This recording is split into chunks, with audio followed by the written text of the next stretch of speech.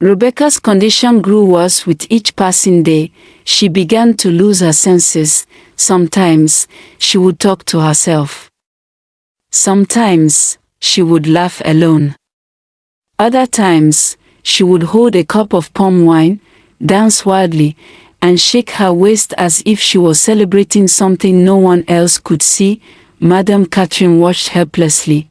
One afternoon, she burst into tears. "Oh God, what is the meaning of this? Why me? Why my daughter?"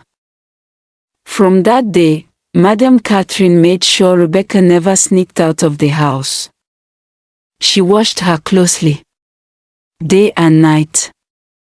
Like a shadow, she was afraid to lose her daughter. Meanwhile, after 7 days in the hospital, Emily was finally discharged.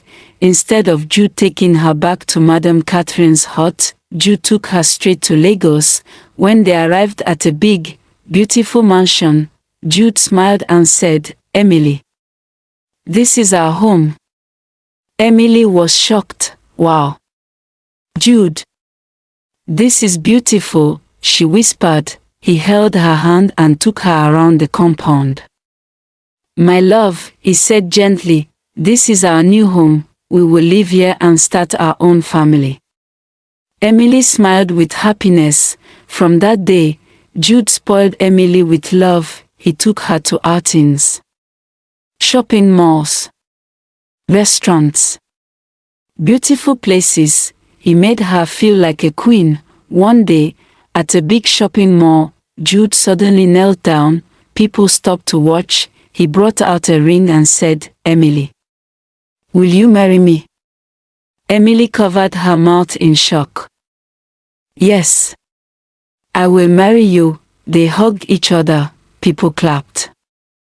Some even recorded them. It was a beautiful moment.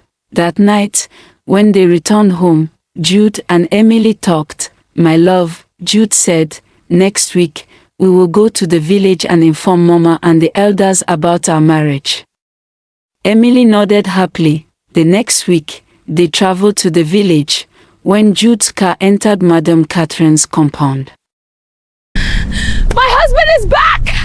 He's here, my husband! He's come for me!" Rebecca saw it. She screamed loudly, "My husband is back! My husband is back!" She laughed and cried at the same time. Madame Catherine rushed to her.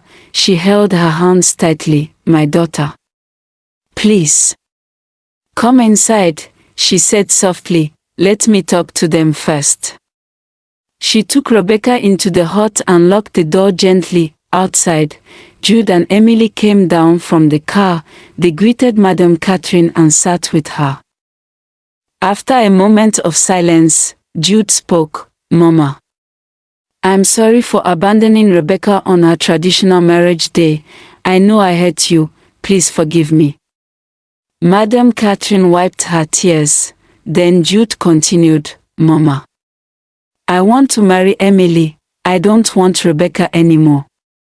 Those words pierced her heart like a knife. Tears streamed down her face. "Jude, do you know that Rebecca is running mad because of you? She lost her senses because you abandoned her. My daughter is mentally ill now." She cried bitterly. Jude lowered his head. "I'm sorry, Ma, but please tell the elders, next week, I'm coming to marry Emily traditionally." Madame Catherine sobbed. With a broken voice, she said, "No problem, all this is my fault. If I didn't force Emily to marry Chief Raymond, all this would not have happened. I will inform the elders." Jude smiled faintly. "Thank you, Ma." He held Emily's hand. They stood up. They walked away from the compound. They entered the car and drove back to the city. Inside the hut, Rebecca sat on the floor, talking to herself, holding her empty cup, waiting for a husband who had already forgotten her.